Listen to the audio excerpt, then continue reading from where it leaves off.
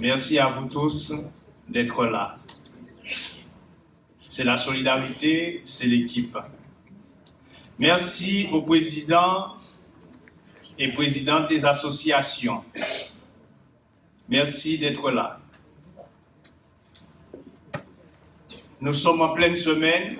C'est vrai que ce n'est pas évident, en pleine semaine, de pouvoir dégager du temps. Nous sommes aussi dans la période carnavalesque.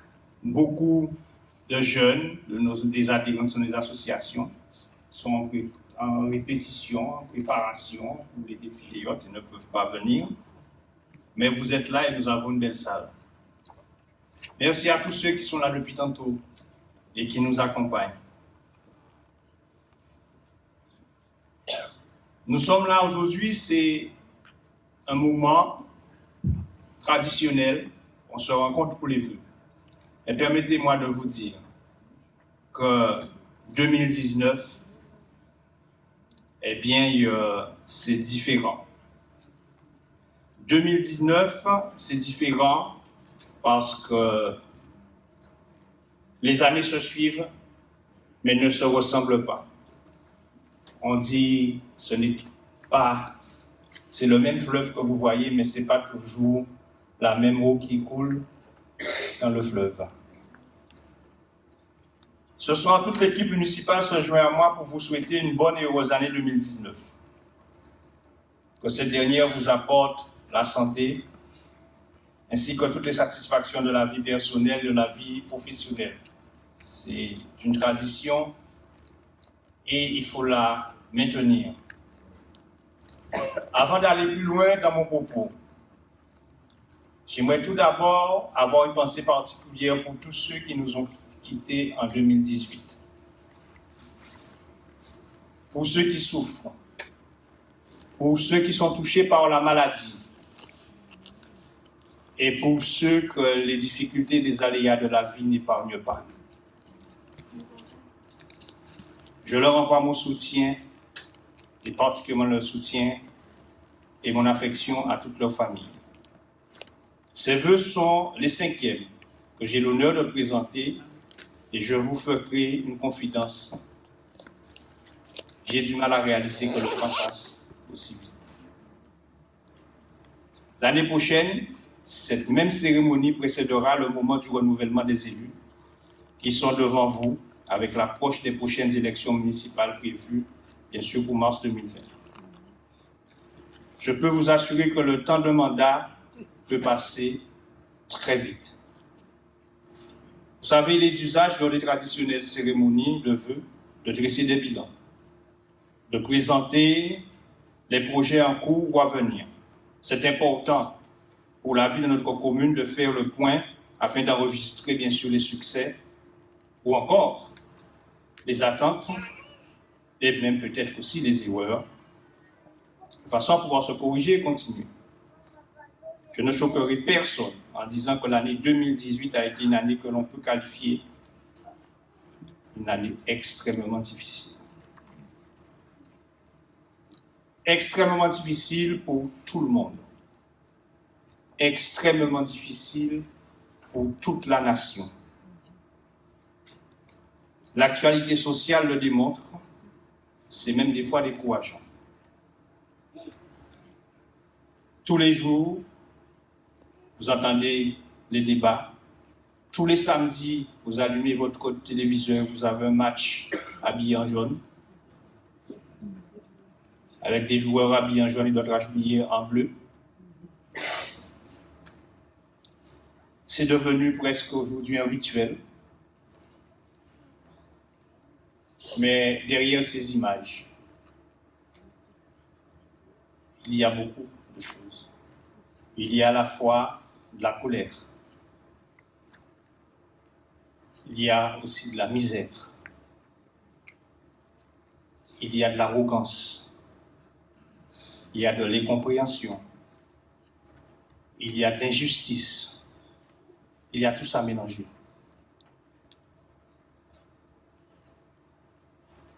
C'est vrai que tout un chacun s'y retrouve, Et on est un peu tous aussi perdus parce que on a du mal à savoir où est-ce que ça va nous mener parce qu'on est tous aussi inquiets.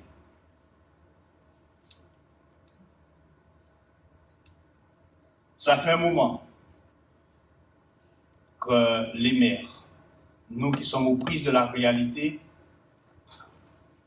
eh bien, tout ce que vous entendez dans vos postes de télévision, et particulièrement le samedi que nous le disons, ça fait un moment que ceux qui sont aux prises de la réalité, même si des fois, c'est vrai que la population eh bien, est insatisfaite. Nous sommes encore l'enclume et le marteau.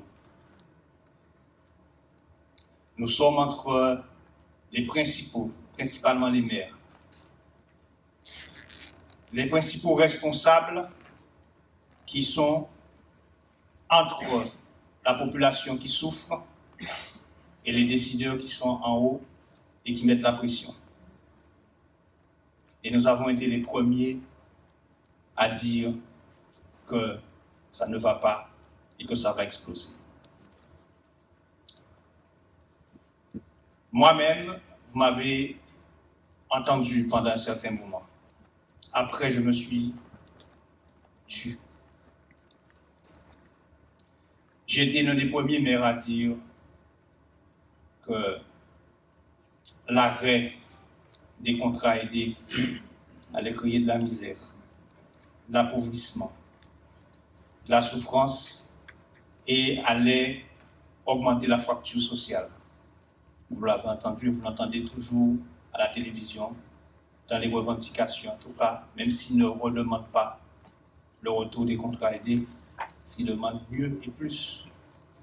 Mais vous entendez tout le temps ceux qui sont des gilets jaunes en parler et dire que ça a accentué la misère et la fracture sociale.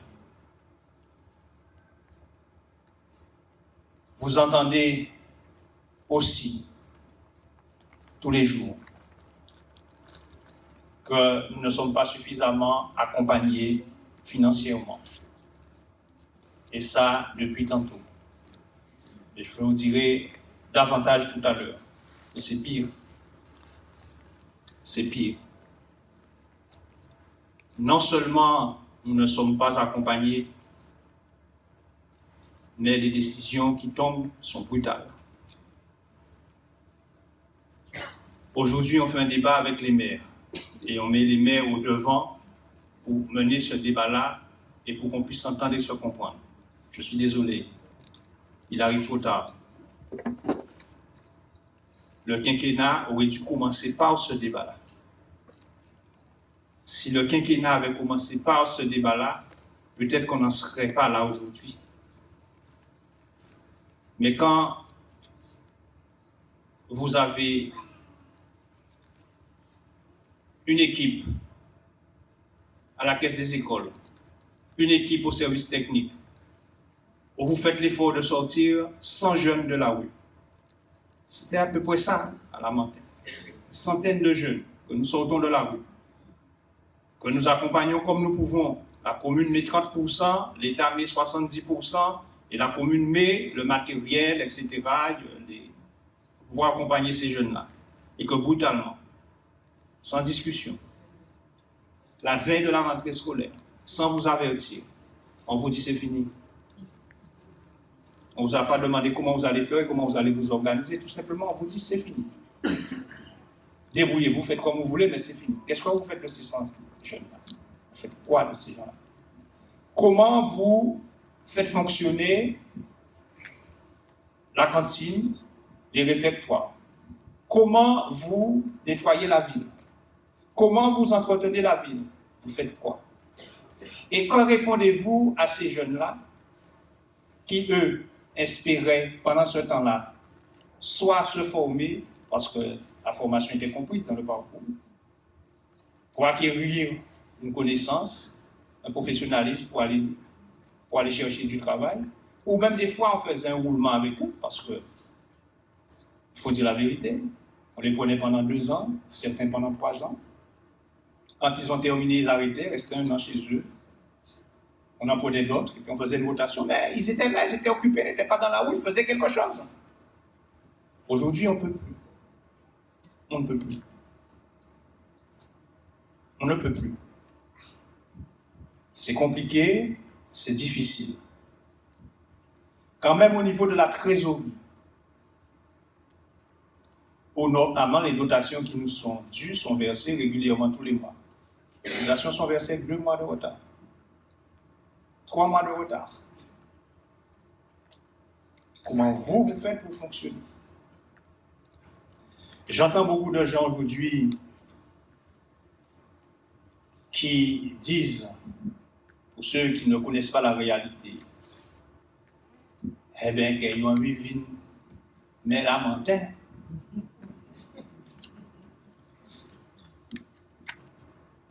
Mais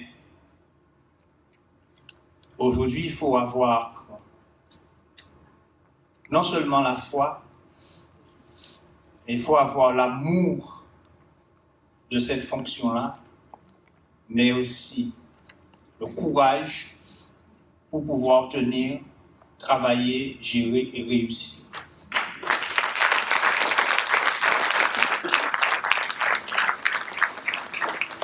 Des fois, je ne dors pas la nuit. Aujourd'hui, j'ai passé ma journée, je vais vous le dire, à rencontrer des gens qui sont en capacité de mener des projets sur ma commune et sur le territoire Nord-Bas-Terre pour faire du développement, pour avoir de la trésorerie, avoir de l'argent pour pouvoir continuer à travailler, parce que je ne peux plus compter uniquement sur les services de l'État et sur les collectivités.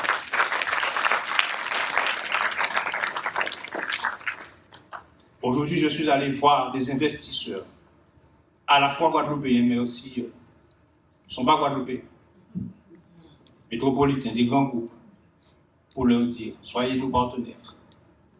On veut faire avec vous, on veut développer avec vous. Et je vous dis la vérité, on a besoin de vous. Oui, nous en sommes là aujourd'hui. Si quelqu'un veut gérer une collectivité, n'a pas aujourd'hui cette vision-là, c'est fini. On n'est plus à l'époque où on vous disait qu'il fallait faire des dossiers, déposer des dossiers et que les dossiers vont vous allez avoir des subventions. Je ne dis pas qu'il ne faut pas savoir faire ça aussi, mais c'est loin d'être suffisant maintenant. C'est très très loin d'être suffisant maintenant. Il faut avoir presque une vision et un comportement de chef d'entreprise. Il faut gérer la collectivité comme avec une mentalité de chef d'entreprise. 1 centime, c'est 1 centime, 1 euro, c'est 1 euro maintenant.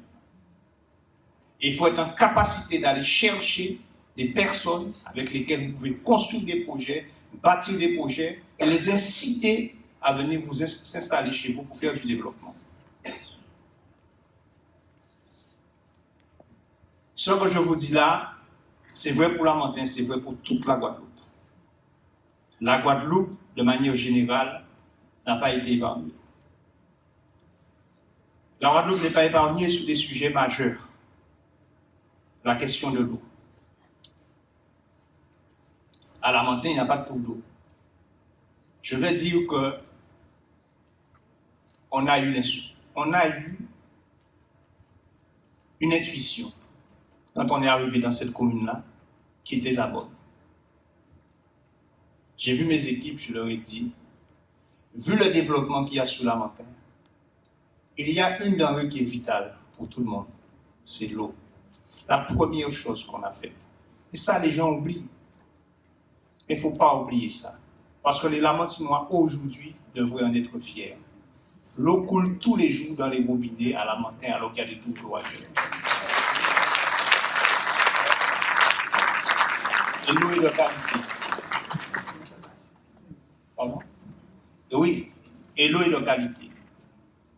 Parce qu'on a une intuition de se dire, la première chose qu'il faut faire, c'est préparer la montagne au fait qu'il y a des constructions à venir. Il y a une volonté de Guadeloupéens qui habitent aux environs de venir s'installer à la montagne.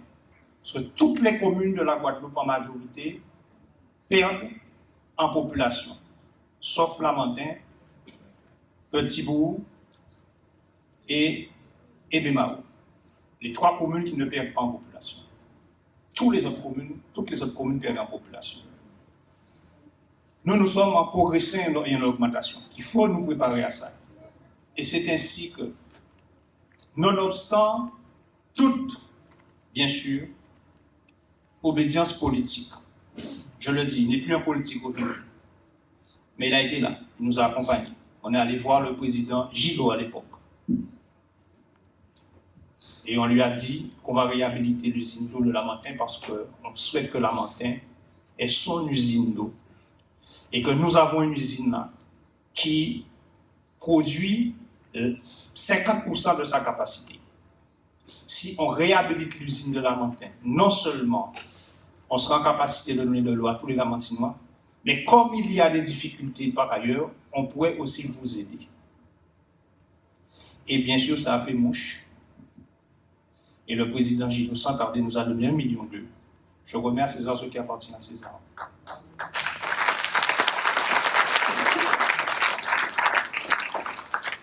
Et nous avons pu, avec nos services, la commune de Lamentin a mis 200 000 euros. Et le département, à travers l'office de l'eau, bien sûr, nous a accompagnés. Et nous avons pu réaliser cette usine d'eau qui produit 2 fois plus ce que nous produisions à l'époque. Nous étions à peu près à 2000 et quelques mètres cubes d'eau heure. Nous sommes aujourd'hui à 5300, je crois. Et nous satisfaisons totalement les besoins de Lamentin. Nous avons rencontré une situation qui jusqu'à maintenant est compliquée, difficile sur la question de l'assainissement. Je vous dis ça parce que ce sont des choses qui ne sont pas visibles. On ne voit pas ça, ce n'est pas palpable. Ce ne sont pas des murs, ça ne se voit pas. Et les gens, bien sûr, vont dire « ouais, mais rien n'est pas fait ». Et que ça ne se dit pas à Lamentin, puisque à Lamentin, on voit d'autres choses qui se font. Mais ça, on ne parle pas de ça. Quand on est arrivé à Lamentin, la question de l'assainissement était cruciale. Excusez-moi de vous le dire, de manière triviale. Les matières fécales remontaient à Blachon, dans les maisons. On a déjà oublié ça. Mais c'est ça qu'on a trouvé, nous, quand on est arrivé à Lamentin. On a refait tout le réseau d'assainissement de Blachon. On a tout refait. On a raccordé tous les habitants de Blachon au nouveau réseau. Il n'y a plus de montée de matière fécale à Blachon, dans les maisons. Et j'entends aujourd'hui des gens qui ont été maires et qui font de la politique nous reprocher d'avoir investi dans l'assainissement en disant que c'est de la compétence de la CNBT. Je suis président de la CNBT. Je sais que c'est de la compétence de la CNBT, mais je sais ce que la CNBT peut faire, ce qu'elle ne peut pas faire. Je connaissais les capacités de la CNBT. Si j'avais attendu sous la CNBT pour pouvoir le faire, on dit qu'elle avait attendu toujours. Parce que je connais ce que la CNBT peut faire et ce qu'elle ne peut pas faire. Moi, mon intérêt, c'est de défendre l'intérêt des Lamentinois. Après, je vais régler mes problèmes avec la CNBT pour qu'elle puisse me rembourser. Mais j'ai travaillé déjà d'abord pour les Lamentinois. Et j'ai réglé le problème des Lamentinois.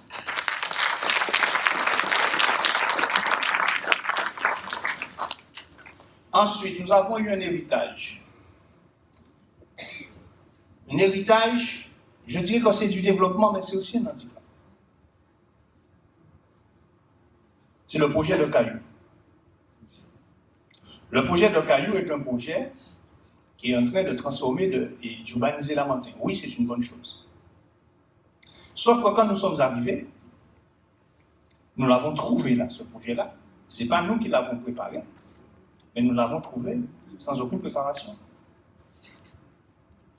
Entre-temps, la loi a changé et fait obligation, bien sûr, aux communes, quand il y a un développement comme ça, de prendre en charge tout ce qui est assainissement, tout ce qui est VOD et tout le reste. ça veut dire que ce projet-là est devenu pour nous une contrainte et un coût. Et on n'a pas d'autre choix aujourd'hui que de payer l'assainissement de Blachon et de payer les VRD et l'aménagement de Caillou. Où c'est pas moins de 2000 personnes qui vont venir habiter là. Ça, les gens ne le savent pas. C'est un programme qui, quand nous sommes arrivés, allait créer une crise sociale en Guadeloupe. Pourquoi?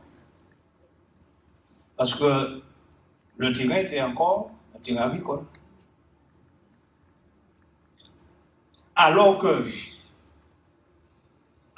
que les entreprises avaient déjà commencé à investir.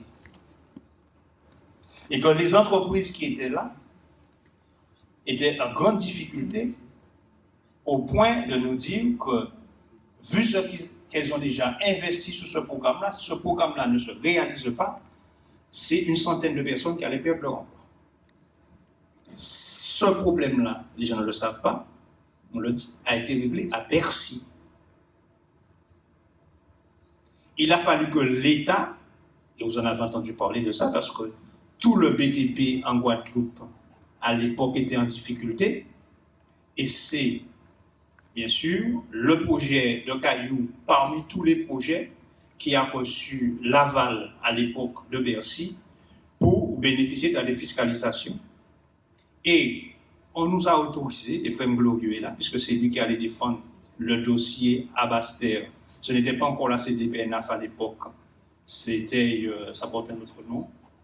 C'est déjà dépassé, puisque les choses ont évolué. En tout cas, la commission qui déclassait les terrains allait défendre le fait qu'il faut déclasser ce terrain-là pour permettre au permis de construire d'être valable et ne pas arrêter les chantiers et permettre aux gens qui travaillent dans ces entreprises de pouvoir continuer les chantiers et ne pas subir une crise sociale en Guadeloupe. Et nous nous sommes fait fort de négocier avec les porteurs de projets une participation financière en leur disant on fait tout ça pour vous aider. Oui, c'est la commune qui doit prendre en charge, qui doit payer et participer financièrement, même si la loi ne vous oblige pas à le faire. Mais aujourd'hui, je mets carte sur table avec vous. Je vous aide. Mais ce n'est pas un projet que moi j'ai lancé. Si c'était moi qui l'avais lancé, je l'aurais lancé autrement. Je vais d'abord chercher l'argent pour savoir comment je fais avant de commencer. Patrick Mbek, quand il va dire charrette devant bœuf. Mais il y a charrette devant bœuf. C'est vrai, on a eu une participation financière des porteurs de projets, à peu près, on va dire, 30% sur l'ensemble des dépenses. Ce n'est pas beaucoup, mais c'est déjà ça. C'est pour vous dire qu'il y a ce qui est visible en politique. Mais tout le travail, le gros travail, ne se voit pas. Il ne se voit pas. Il y a le projet du PLU, le plan local d'urbanisme, qui est important pour beaucoup de la Mantinois. Je ne sais pas s'il y a des gens de la Moisse ici, pas la Moisse, c'est de Bellevue d'Arras ici. Comment régler le problème de l'éclairage public, de la route de Bellevue d'Arras et aussi de l'adduction en eau potable si on ne règle pas le PLU, le plan local d'urbanisme. Si moi aujourd'hui je vais mettre de l'eau à Bellevue d'Arras, je suis dans l'illégalité. Et il y avait une époque effectivement où les maires faisaient des choses comme ça et où bon, ça passait, on fermait les yeux. Mais il faut savoir autre chose. C'est que non seulement nous ne sommes pas très accompagnés, mais contrairement à avant, on vous surveille pour la moindre petite erreur. La moindre petite erreur. Surtout Jocelyn Sapoti, parce qu'il a parlé un peu trop fort quand il s'agissait des contrats aidés et quand il s'agissait des sargasses. Rien ne passe. Tout petit dossier, s'il manque une virgule, on ne vous garde pas. C'est devenu comme ça là maintenant. Et notre PLU qu'on attend depuis combien de temps? Je ne sais pas. Depuis des années. Depuis des années. Il est terminé. Il est prêt. On l'a fini. Et on est prêt à pouvoir l'exécuter dans l'intérêt de la population et de la Massinois. Je vais avec monsieur, je ne sais pas si tu étais là ce jour-là. Tu étais là ce jour-là, à la CDPNA, pour présenter notre PLU. J'entends le sous-préfet me dire, votre PLU est exemplaire. Exemplaire. Je pourrais même dire qu'il est parfait. Je souris, je me dis, c'est bon. Oui, mais c'est pas bon. N'applaudissez pas. Mais je vois un fonctionnaire zélé qui vient d'arriver en Guadeloupe me dire, il y a 12 hectares que vous voulez déclasser là. Malheureusement, on ne va pas vous accorder votre PLU, on ne va pas le valider. Pour 12 hectares qu'on veut déclasser. Alors que les gens y habitent déjà. Les gens ont déjà l'eau. Les gens ont déjà l'électricité sur ces 12 hectares-là. L'État a pris la main sur notre PLU. Ce ne sont plus les maires qui font leur PLU aujourd'hui, c'est l'État. Mais c'est nous-mêmes qui avons bénéficié de ça, Radio de Centre. C'est nous qui cherchons ça. Et pour me dire, je ne comprends pas. Je lui ai dit, mais je m'engage là aujourd'hui. Comme il y a déjà l'eau, l'électricité, il y a tout ce qu'il faut. Ces gens-là sont là. Donc pour l'avenir, c'est vrai, ils ne pourront pas faire d'extension. Mais je m'engage dans la présentation future du dossier, ici, là, à vous rectifier ça. Là, non, on ne peut pas. Et aujourd'hui, on prend 6 mois de retard pour faire adopter un PLU qu'on aurait pu déjà faire adopter, sans modifier rien du tout, qui serait, je pourrais dire, nouveau. Tout simplement, ce qu'on a dit dans la réunion, le valider par écrit pour eux, alors que je m'engageais à le faire. Pour vous dire comment on nous rend la vie difficile. Et pour vous dire que le travail, malgré tout, se fait. Donc, je ne sais pas s'il y a des gens ici qui sont concernés par le PLU, mais pour vous dire que nous avons terminé.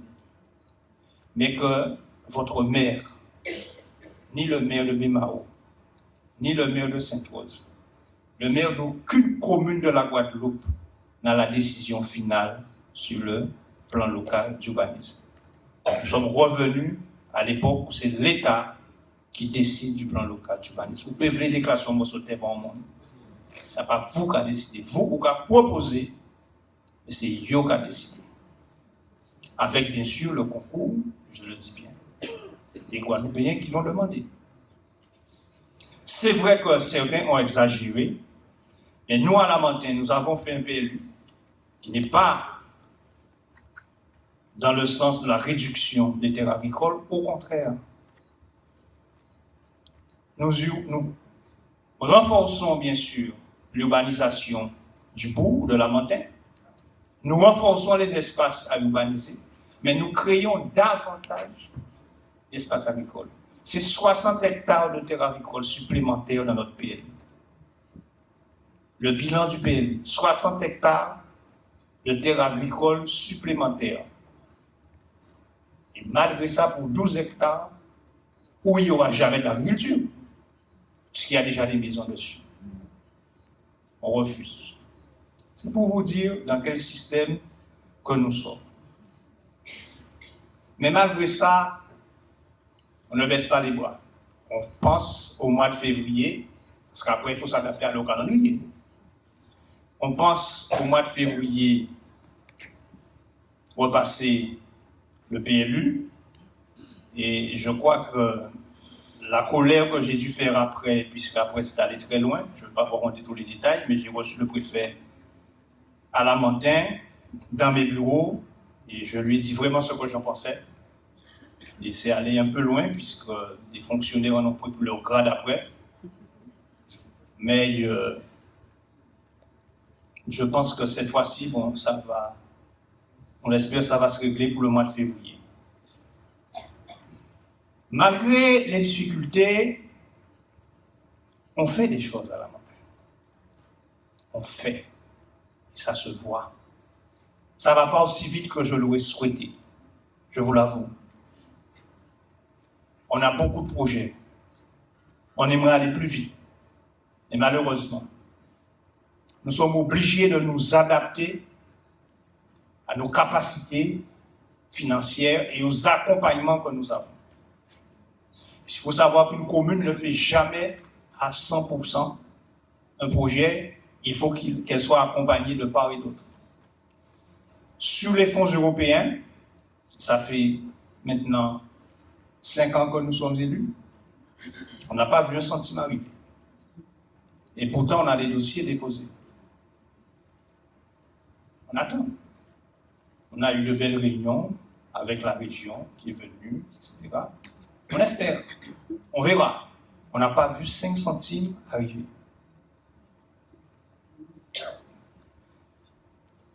Oui, nous avons des difficultés avec l'État, c'est vrai. Mais sur certains dossiers, nous avons quand même pu avancer davantage avec l'État. Ce ne sont pas de gros montants. Mais sur le parc à l'étude, nous sommes accompagnés par l'État, il faut le dire, et ça avance. Sur, bien sûr, la petite enfance, je regarde Nadège, nous sommes bien accompagnés par la caisse d'allocation familiale, et ça avance.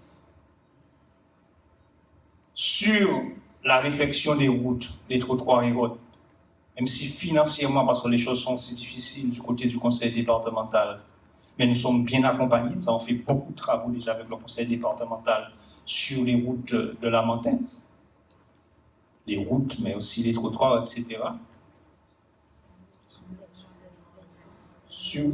Sur le mur de soutènement, enfin, je ne vais pas dire tout ce qu'il y a, mais vous avez vu tout ce qui s'est fait à Vincent, tout ce qui s'est fait à Montauban, etc. Aussi à l'entrée du bourg de Lamentin à Brifort, etc. Nous avons sauvé la crèche Marchais-Cheval. Lamentin, c'est la seule commune, je ne dis pas ça pour... C'est la seule commune où il y a eu une fermeture de crèche. Et une année après, on a pu réouvrir la crèche grâce à la mairie.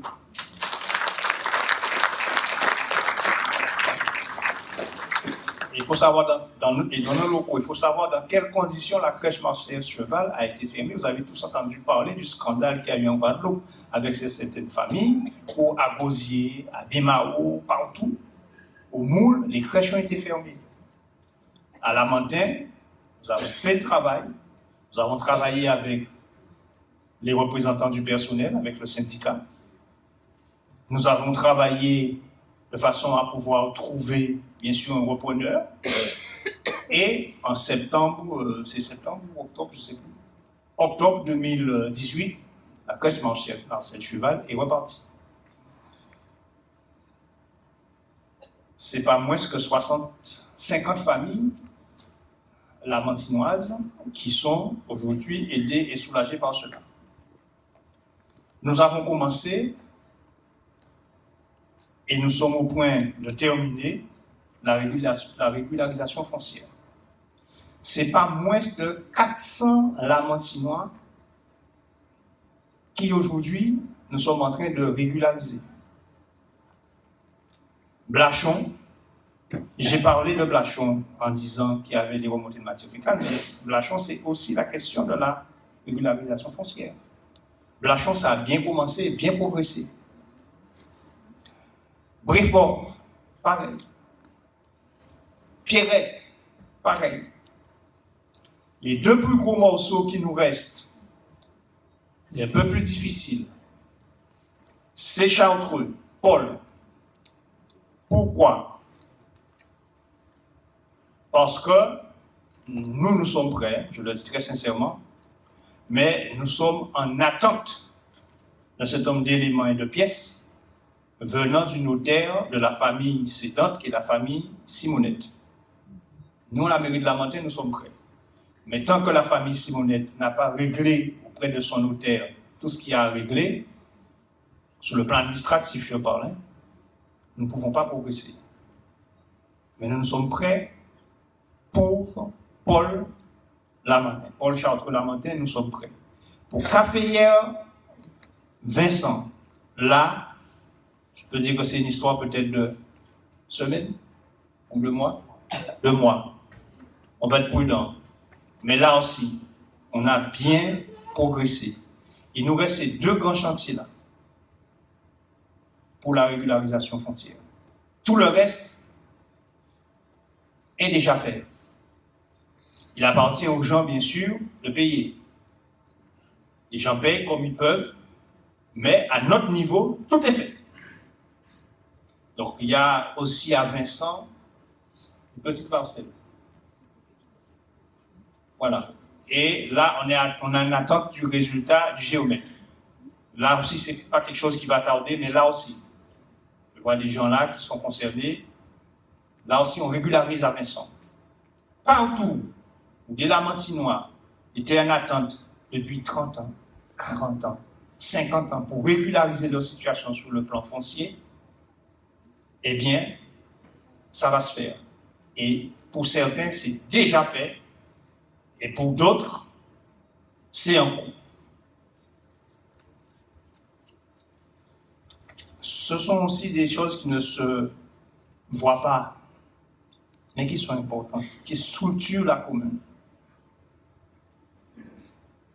Maintenant, c'est devenu habituel. Et on a l'impression que c'est une nouveauté. Tant mieux. Mais c'est une création. On a beaucoup parlé de Lamentin comme étant une ville d'art, de culture, etc. Il faut remettre à César ce qui appartient à César. Oui, les prédécesseurs. Et particulièrement, je le dis, la famille Toribio, que ce soit le père ou le fils, sont des gens qui, à l'époque, ont travaillé pour doter Lamentin d'un certain nombre de structures et d'infrastructures culturelles. Mais après, il est arrivé un moment où ces infrastructures, comme ici, ou la médiathèque, ou la ville même de la médiathèque, ou encore le ciné-théâtre, ou la ville même de Lamentin, ne vivaient plus. Ne vivaient plus. Où il n'y avait pas de programme, il n'y avait pas d'animation, il n'y avait pas d'implication, il n'y avait pas une gestion comme il le fallait. Depuis quelque temps, je n'ai pas besoin de vous. Vous n'avez qu'à écouter la radio. Il se passe toujours quelque chose à Lamentin. Parce que nous avons mis en place une organisation pour dynamiser, redynamiser, ici même la médiathèque, que nous avons baptisée d'ailleurs Ernest Pépin, pour rendre hommage à un Lamentinois qui est reconnu mondialement, qui est primé sur le plan de la Caraïbe, qui est le littéraire, l'écrivain lamentinois aujourd'hui le plus primé et qui est reconnu par ses pairs sur le plan international. Cette médiathèque aujourd'hui porte le nom d'Ernest Pépin et je pense qu'il le méritait.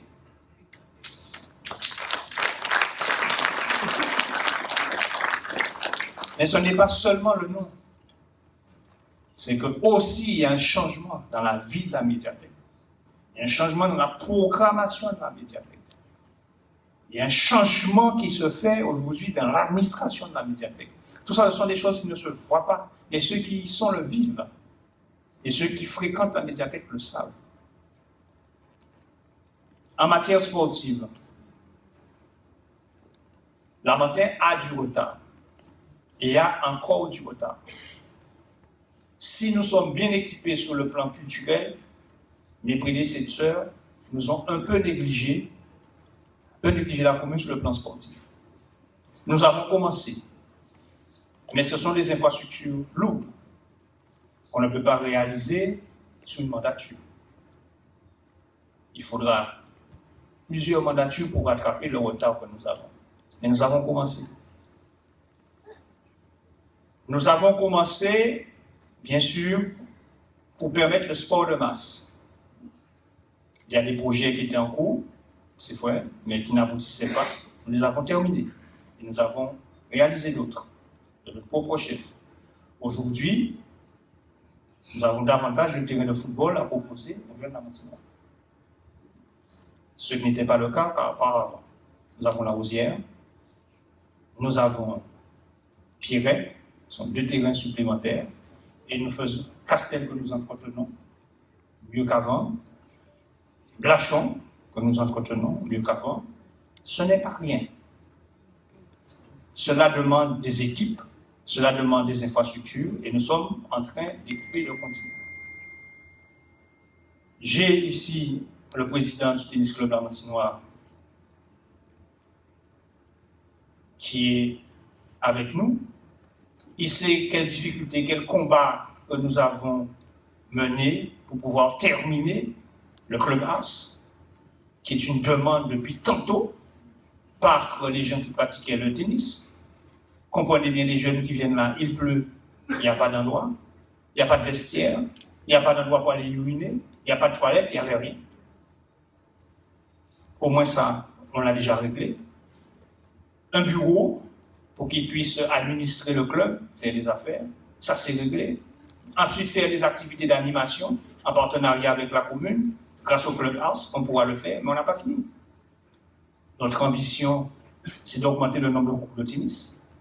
Nous avons un projet là-dessus, pour avoir davantage de cours de tennis, pour développer le tennis, mieux entretenir les cours de tennis, avoir une meilleure relation, travailler ainsi. Je prends l'exemple parce que je le vois devant moi, mais il en est pareil pour le football, il en est pareil pour le cyclisme. Et il y a d'autres activités sportives que les Lamantinois veulent développer, sont en train de développer. Malheureusement, nous ne sommes pas en capacité, je le dis, malheureusement, aujourd'hui, de pouvoir les accompagner comme nous le voulions. Mais c'est parce que nous, cette équipe-là, quand nous sommes arrivés, nous avons redynamisé le sport sur le territoire de Lamentin, ce qui fait que ça a créé une émulation. Et aujourd'hui, Lamentin est dans le basket, dans le handball, des activités où il n'y avait pas de Lamantinois. L'accompagnement que nous avons pu faire a permis aujourd'hui que le stade Lamantinois, eh bien, rapidement, nous avons fixé des objectifs. On fait mieux que ce que nous pensions. Nous sommes dans l'élite. Combien d'années, depuis combien de temps le stade Lamantinois n'était pas dans l'élite? Dans le haut tableau. Aujourd'hui, nous sommes dans le haut tableau. C'est un travail pas facile parce qu'il n'y a pas de moyens. Mais malgré ça, que nous faisons, et nous accompagnons le club comme nous pouvons, et nous les motivons. Et Rodrigue Moulin qui est là, c'est pas facile pour lui. Parce que la demande est forte, la demande est pressante, il ne peut pas toujours dire oui, mais de par son acharnement, son travail, son accompagnement, il constate que nous sommes là avec eux, que nous les accompagnons. Je le dis très clairement. Le club mythique de Lamentin sur le plan sportif a failli mourir. Attends, le monde qui a dit qu'on a eu plus vite, mais Lamentin. Mais là, nous arrivons, c'est pour vous faire des communes, ça vous fait des l'ISL, vaut mieux rester loin commune là. Hein?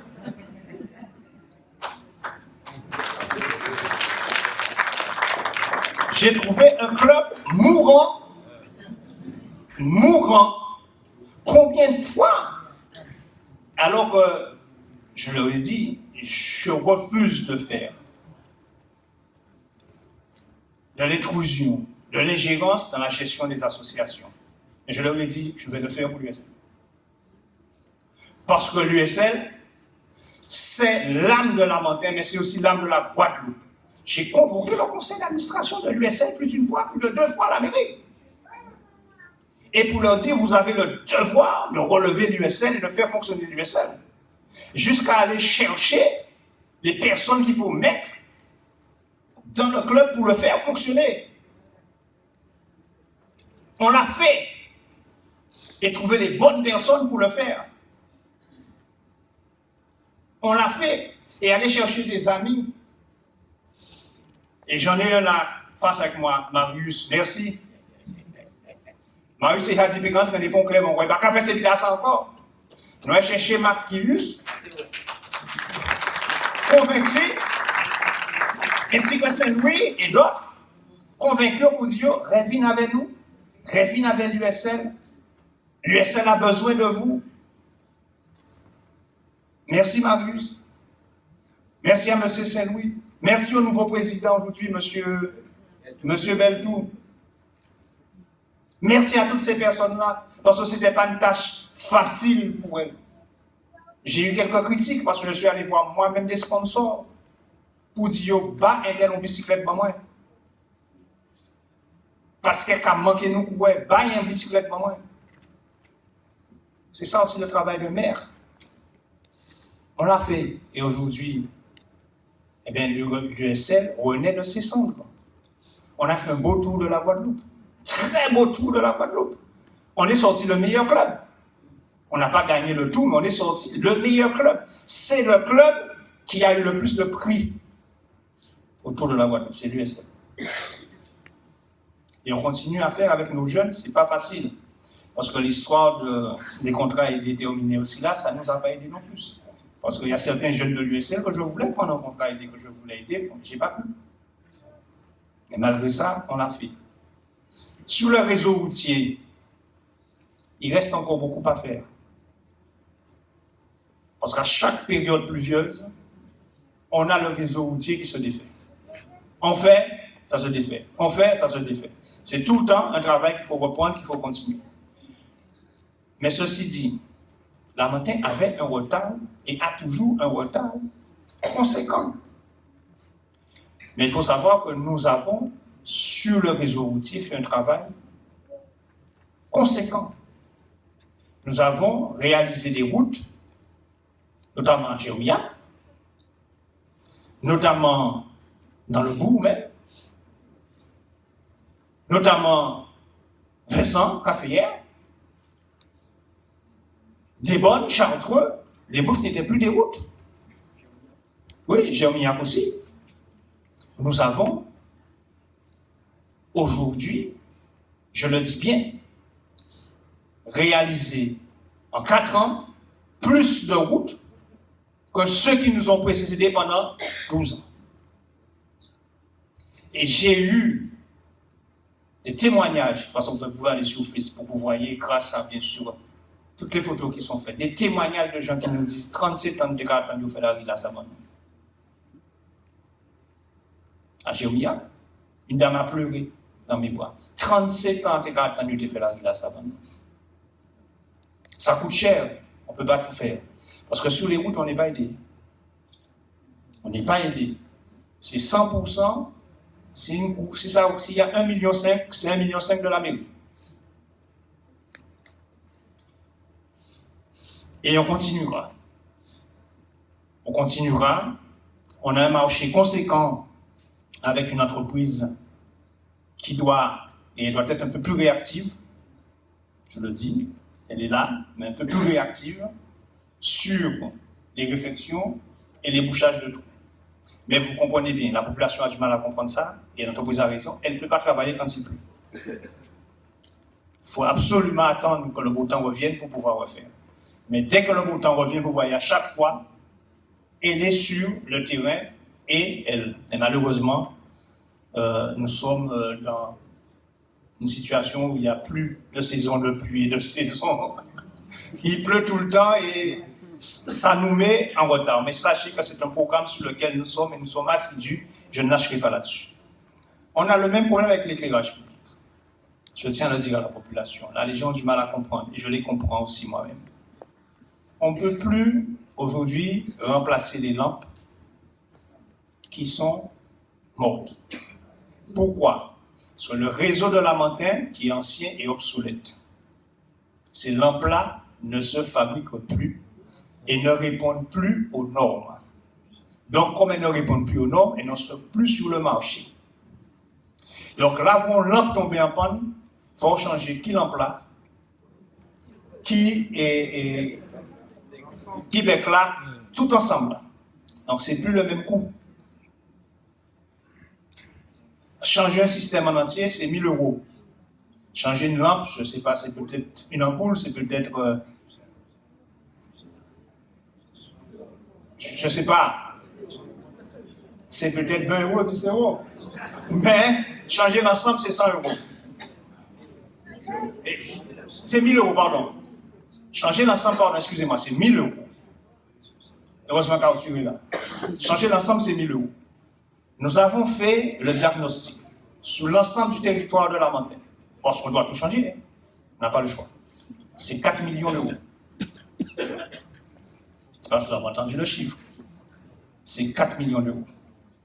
Alors, on a prévu deux choses. Dans les secteurs qui sont en panne, on remplace les secteurs en entier.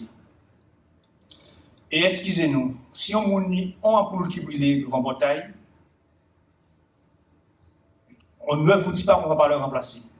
Mais on a tellement de priorités aujourd'hui pour aller sur des secteurs entiers où il y a 10, 20 ampoules qui sont en panne, on privilégie ces secteurs-là. Et là, on a l'entreprise qui, on ne sait pas son entreprise, il s'appelle Moulin, mais c'est l'entreprise avec laquelle nous travaillons, il n'a rien à voir avec, ça s'appelle l'entreprise Moulin, et qui intervient sur nous sur les secteurs comme ça. Donc, au fur et à mesure, on y va.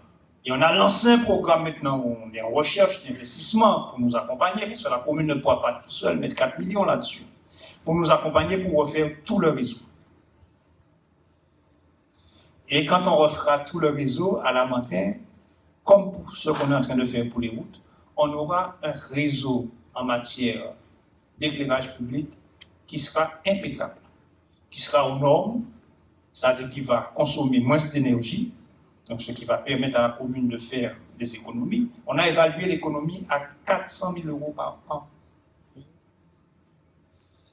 Ça veut dire qu'en 10 ans, on pourrait déjà amortir la dépense qu'on va faire. Mais il faut pouvoir faire cette dépense-là. Donc, on est en train de le faire là, aujourd'hui, mais on a délégué le CIMEC, parce qu'il faut savoir que c'est quand même un travail conséquent, le CIMEC pour pouvoir le faire, qui a mandat pour pouvoir le faire au nom de la commune de Lamantin. Votre ville vit aussi parce que Lamantin fait partie des villes de la Guadeloupe qui s'inscrivent systématiquement dans l'événementiel à certaines dates. Il n'y a pas de carnaval en Guadeloupe aujourd'hui sans Lamantin. Ce n'était pas le cas avant. Mais le carnaval, ce n'est pas seulement sucré corps en la riz. C'est de la culture. Ça fait vivre le tourisme. Ça fait vivre des artisans. Ça fait vivre des commerçants. Et puis la population a besoin aussi d'activités culturelles, etc. Depuis que nous sommes là, il n'y a pas eu une année sans un beau carnaval à Lamantin. Et malgré les difficultés, on continuera. On voit les sponsors, on voit les entreprises, on met ce qu'on met, on fait ce qu'on peut, mais on continue et on fait. Et vous aurez encore cette année votre carnaval en soirée et en lumière à Lamantin. Il n'y a pas de Noël. Et la présidente je crois qu'elle est dans son portable. La présidente de Carnaval est parmi nous, mets-toi debout. Madame Josie Canvi. C'est elle qui prépare de manière acharnée le carnaval. Vous avez entendu la nouvelle. Certains maires ont annulé même le carnaval chez eux pour la question de la sécurité, parce que maintenant il faut payer l'État pour assurer la sécurité de votre carnaval. C'est une réalité. C'est devenu comme ça. Ben, on fera quand même notre carnaval. Nous, on n'annule pas. Et comme on a eu la chance à Lamantin, qui n'est peut-être pas là, d'avoir, on a dit, redynamiser la vie culturelle, mais redynamiser aussi la vie sportive et aussi la vie associative. On a deux associations à Lamantin qui sont deux associations bien implantées, à la fois à Guadeloupe, mais aussi à Lamantin dans l'insertion. Et qui permettent à des jeunes d'avoir une activité et d'avoir un peu de rémunération. C'est l'association AJLA. Le président n'est pas là. Il n'y a aucun membre de l'association AJLA. Est-ce que le président est là? Ou encore un membre de AJLA? Je ne vois pas tout le monde. Mais je les félicite. Si aujourd'hui Lamentin est propre, c'est grâce au service technique de Lamentin et à l'association AGLA, qui embauche 12 jeunes Lamentinois et qui a une convention avec la commune. Bien sûr, on participe financièrement, mais qui est dans un système d'insertion avec le département. Je remercie la présidente du conseil départemental, vous êtes bon et certain, qui joue le jeu avec nous. Je remercie, bien sûr, même si je suis critique des fois vis-à-vis de l'État, mais sur cette question-là, l'État joue le jeu avec nous, la diète, qui joue le jeu avec nous. Et leur convention vient d'être renouvelée là, et leur agrément vient d'être renouvelé pour 3 ans, et qui est citée aujourd'hui comme étant une association exemplaire en matière d'insertion. Aujourd'hui, quand il y a à défendre le domaine de l'insertion en Guadeloupe et inciter d'autres à s'inscrire, on appelle la GLA. Et sur la question des Saugas, c'est la seule association qui a un agrément pour participer à la collecte des Saugas et qui a la formation et qui a des jeunes formés et équipés pour participer à la collecte des Saugas. C'est la seule.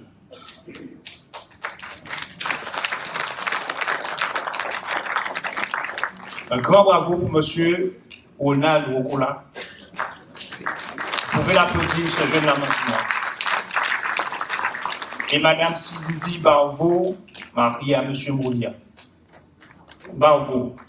Et tous les autres, Christelle et Nelly, et tous ceux qui étaient à l'initiative de cette association. Et je peux vous dire que la diète aujourd'hui, les services de l'État, quand il parle d'insertion, cite toujours cette association en exemple. Et la deuxième association, Valentin n'est pas là, malheureusement, ABSS, qui aussi a pris naissance à Lamentin. Et c'est grâce à ABSS que beaucoup de communes en Guadeloupe feront le carnaval. Si Lamentin, avec Valentin, Michel Valentin, n'avait pas créé ABSS, beaucoup de communes n'auraient pas fait le carnaval en Guadeloupe. Parce que c'est eux qui vont remplacer les gendarmes pour faire la sécurité sur l'ensemble du carnaval en Guadeloupe. Parce qu'ils ont un personnel formé, ils ont des jeunes formés et ils sont dans le domaine de l'insertion. Voilà le travail que nous avons fait avec notre jeunesse. Ça aussi, ce ne sont pas du mur, ce n'est pas du béton, ce n'est pas du bitume. Ça ne se voit pas, mais c'est un travail conséquent. Et j'oublierai jamais que le jour, la première fois, j'ai fait passer, je voulais faire passer une subvention pour aider ABSS. L'opposition s'est dressée contre nous. Et aujourd'hui, toute la Guadeloupe entière aujourd'hui fait appel à ABSS. Et si beaucoup de communes aujourd'hui, je dirais presque toutes les communes aujourd'hui, vous avez vu le reportage qu'on avait sur Pointe-à-Pitre, la sécurité renforcée à Pointe-à-Pitre, c'était ABSS. Hein? Vous avez reconnu les jeunes Lamentinois qui étaient là. Le tour de la Guadeloupe, c'est ABSS. C'est eux. Vous pouvez être fiers d'eux. Vous pouvez être fiers d'eux, de vos jeunes Lamentinois qui l'ont fait, et de M. Michel Valentin. Je nomme son nom. Qui est aussi un employé municipal. Parce que la politique, c'est aussi ça. C'est aussi pouvoir accompagner ceux qui veulent faire des choses, qui ont la volonté, et pouvoir les emmener, les accompagner. Et nous, on le fait modestement. On est là avec eux et on le fait avec nos petits moyens. Il y a d'autres domaines dans lesquels nous, on est moins satisfaits. Sur la question de la fracture numérique, j'ai grande amertume. Parce que presque tout ce que nous avons prévu dans notre programme, on l'a quasiment réalisé. Notre bilan est quasiment réalisé. Mais sur cette question-là, je ne dirais pas qu'avant la mandature, ce ne sera pas fait. Et je pensais que ça aurait déjà été fait. Il y a trop de zones à Lamentin qui sont encore des zones blanches qui ne sont pas suffisamment couvertes par le haut débit. par Internet. C'est inadmissible. Pour réouvrir Ravine Chaude, je suis obligé de payer 400 € d'abonnement pour Internet. Parce qu'on n'a pas la couverture, je paye un abonnement spécial. On ne peut pas demander ça aux gens qui habitent dans la zone. Ce n'est pas possible. On a vu tous les opérateurs. On a travaillé avec tous les opérateurs. Je me suis fâché avec Orange. En fait, coller un bureau avec Orange. Mais la vie, je suis désolé de vous le dire, c'est un peu ça des fois. Et c'est malheureux, c'est le rapport de force qui marche. Jusqu'au jour où Orange a besoin d'une autorisation pour installer une antenne, en disant que signé par tant qu'on ne peut pas mettre la DSL là.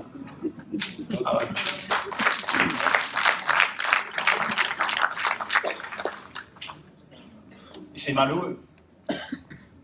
Et là, on a commencé à se comprendre et à s'entendre. Je n'ai pas encore vu arriver, mais apparemment les travaux ont déjà commencé. C'est fait. Et que la couverture sur Ravine Chaude, peut-être dans quelques mois, sera réelle. Pas comme on le voulait. On voulait du filaire. On n'aura pas du filaire. Le filaire arrivera après, apparemment.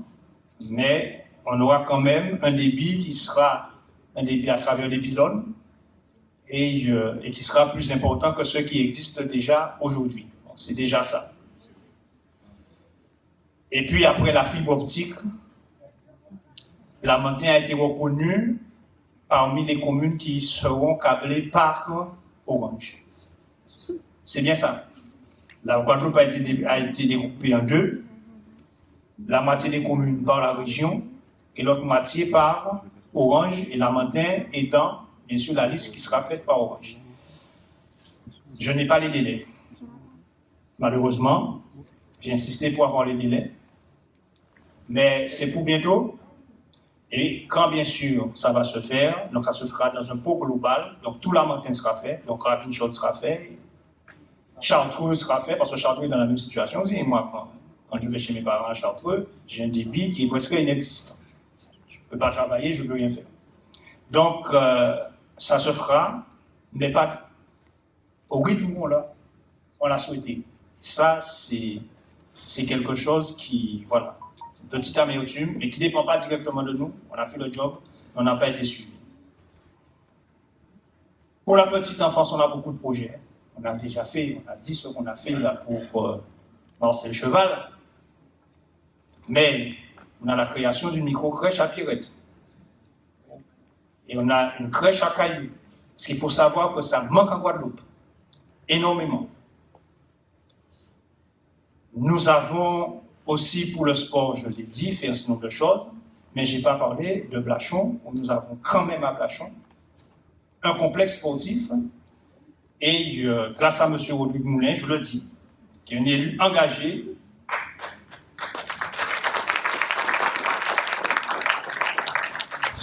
il faut dire les choses, sans lui, il n'y aurait pas eu ce complexe sportif. Parce que le maire ne voit pas tout. Et il faut savoir écouter ses conseillers et ses élus. Et c'est lui qui nous a orientés là-dessus pour nous dire, on peut le faire, on va trouver l'argent est là, faisons-le. On l'a écouté et on l'a fait. Et aujourd'hui, on a un beau complexe sportif à Blachon et le seul de ce niveau-là, au niveau de la Guadeloupe. Il nous manque juste l'éclairage qui est en cours actuellement. Donc, c'est aussi ça la solidarité et le travail d'équipe. Nous l'avons fait. C'est vrai que Blachon, oui, comme Ravine Chaude, faisait partie de nos grands projets. Ravine Chaude, phase 1, c'est réalisé. Avec les difficultés que nous rencontrons, bien sûr, je ne vous le cache pas, sur le plan financier pour pouvoir couvrir les charges. Mais ça, on le savait. On le savait. Ravine Chaude a toujours été déficitaire. Même à l'époque, il y avait déjà le père Toribio, c'était déjà déficitaire. Sauf que nous avons un programme sur Ravenshaw dans plusieurs phases pour faire en sorte que Ravenshaw, je ne dirais pas devienne excédentaire, mais devienne équilibré. Seulement, ça demande du temps.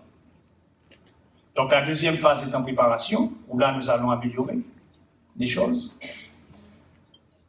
Mais notre projet pour Ravenshaw, ce n'est pas seulement des piscines, c'est tout un complexe touristique, avec, bien sûr, de l'hébergement, avec la mise en bouteille de l'eau de Ravenshaw, avec les produits dérivés de Ravenshaw, comme à Vichy.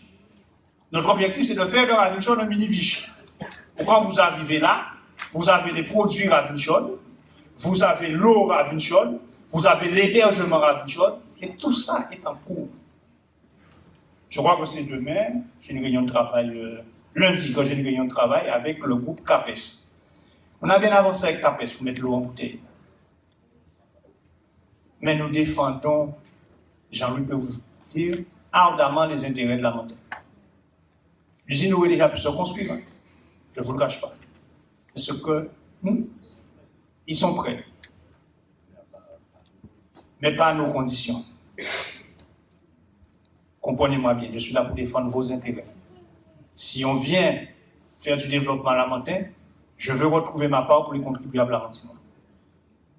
Et comme nous ne sommes pas encore d'accord sur le terme du contrat, donc oui, c'est nous qui retardons l'opération, mais dans votre intérêt. Je préfère prendre 2 ans de retard là-dessus, mais savoir que chaque année, eh bien, nous recevons ce que nous devons recevoir pour la population lamentinoise. Les dividendes qui doivent tomber, les compensations qui doivent tomber, sont juste pour la population lamentinoise. Donc nous défendons ça ardemment. Donc nous sommes armés d'une équipe, nous, de professionnels, d'avocats et d'experts comptables qui nous accompagnent dans la négociation. Et c'est une négociation qui est une négociation dure. J'ai envoyé un petit mot pour le président de CAPES, on s'est souhaité les vœux. Et je lui ai envoyé un petit mot gentiment pour lui dire que ce serait bien pour qu'à la fin du mois de février, nous puissions conclure notre contrat dans l'intérêt de tout le monde. Voilà. Donc je vous le dis, on est parti là-dessus. On a pris ProTourisme, qui est un conseil en aménagement touristique, pour nous accompagner sur l'ensemble de la zone de Ravenshaw. Donc qui doit nous rendre très prochainement, ils ont du retard, qui doit nous rendre son travail sur l'accompagnement qu'il nous fait pour l'aménagement de l'ensemble de la zone de Ravenshaw en termes d'hébergement, mais aussi pour les autres activités que nous allons faire à Ravenshaw. Parce que déjà aujourd'hui on fait des massages à Ravenshaw, mais on veut mettre aussi des équipements qui sont des équipements modernes, etc., pour faire de la balnéothérapie, pour faire des choses comme ça, et tout ça, c'est en train d'arriver. Donc on est en train de développer tout ça, nous avons confiance dans l'avenir, et surtout pas, contrairement à ce que certains disent, parce qu'il va pas avant la matin, donner Ravenshaw à la communauté d'agglomération du Nord-Est. Surtout pas. Tant que je suis un sabotis sera meilleur, jamais ça ne se fera. Je vous dis ça. Ravenshaw, c'est le patrimoine de la montagne. Jamais Ravenshaw ne sera transféré. Et j'entends certains disent, comme Ravenshaw est déficitaire, et comme ça peut plomber les comptes de la mairie, nous n'y qu'à pas la communauté d'Aglo. C'est quoi ça? Je suis le président de la communauté d'Aglo. Aujourd'hui, si je voulais que Ravenshaw soit dans le patrimoine de la communauté d'Aglo, ça le sera demain. Jamais. C'est un patrimoine lamentinois. C'est la propriété privée de la commune de Lamentin. C'est la propriété de l'ensemble de Lamentinois. Ça restera à Lamentin. C'est en... Et malgré toutes les difficultés qu'il y a, eh bien nous, on a l'expertise, on a l'intelligence pour pouvoir gérer ces difficultés-là et dans le temps, rétablir l'équilibre financier de Ravenshaw. Et ce n'est pas une surprise pour nous, comme je vous dis. Parce qu'on va une pauvre piscine communale en France qui va déficitaire. D'accord? Mais nous, on fera de Ravenshaw des miracles. Je tiens à vous dire ça, c'est pour vous dire la volonté politique que nous avons. Nous comptons sur vous pour pouvoir comprendre et nous accompagner. Nous savons qu'il y a de l'impatience à certains moments. Mais nous ne pouvons pas brûler les étapes. Et même quand je vais vous dire que nous avons peut-être fait certaines erreurs. L'erreur que nous avons certainement faite, c'est de vouloir aller trop vite. Trop vite, trop tôt sur certaines choses. Si la Chambre régionale des comptes aujourd'hui me reproche quelque chose, c'est celle-là. C'est de me dire que, monsieur le maire, vous avez une ambition avec un certain nombre de projets et que derrière aujourd'hui, vous n'avez pas encore les moyens de réaliser ces projets-là.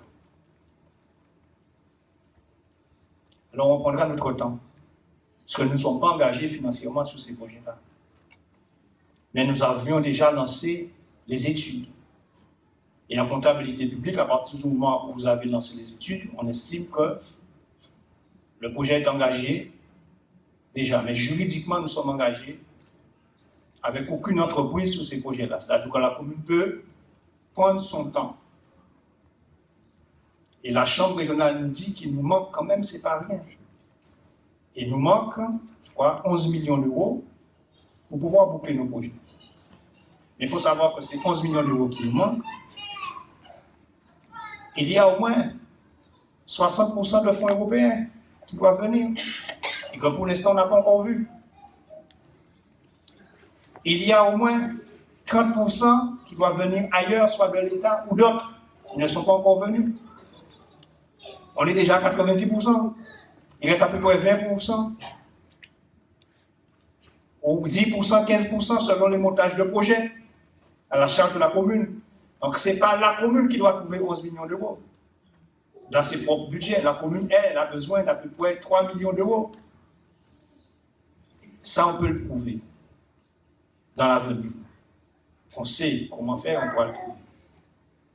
Et sans vouloir faire de la politique politicienne, on est en train de régulariser les Lamantinois qui sont sur les terres depuis tantôt. On appelle les terres occupées, encore les terres sur lesquelles ils ont été installés. Mais il y a aussi des terres de Lamentin qui ont été vendues et pour lesquelles la commune n'a pas touché. Ça aussi, je suis en train de travailler là-dessus avec mon équipe. Et nous avons estimé, nous avons 8 à 6 millions d'euros qu'on nous doit. Des terrains de la commune qui ont été vendus, 14 hectares de la commune à Caillou vendus, et la commune n'a pas touché 5 centimes. En qui fait tout tribunal qui n'y est en France. Il faut que la commune n'a touché l'argent. Et c'est à cet héritage-là qu'on a laissé pour nous. 14 hectares à Caillou, vendus pour Alucé Védom. Madame Voinet, à 10 autres livres. Une titre des propriétés, la commune n'a pas touché 5 centimes. C'est pas rien, 14 hectares. À qui fait tout tribunal qui n'y fait un coup de chez l'argent. Il y a ça. Il y a d'autres petites parcelles, des choses comme ça, mais bon, ça serait plus facilement en bonne, on va dire, négociation avec les personnes, ça se passe bien. Et qu'il y a un tribunal là, dans le restant là. Mais là, s'il faut faire le tribunal, pour le moment, pour le tribunal. Et s'il faut faire le tribunal, nous pouvons faire le tribunal, mais nous pouvons récupérer l'argent. Donc, pour vous dire que la commune de Lamentin a un potentiel. Aujourd'hui, sur les aménagements qu'on doit faire, j'ai fait les comptes dernièrement, j'ai près de 3-4 millions d'euros que je dois récupérer. Sur les aménagements qu'on doit faire avec des industriels, avec des porteurs de projets, des gens qui veulent investir à Lamentin. On a 3-4 millions d'euros à récupérer.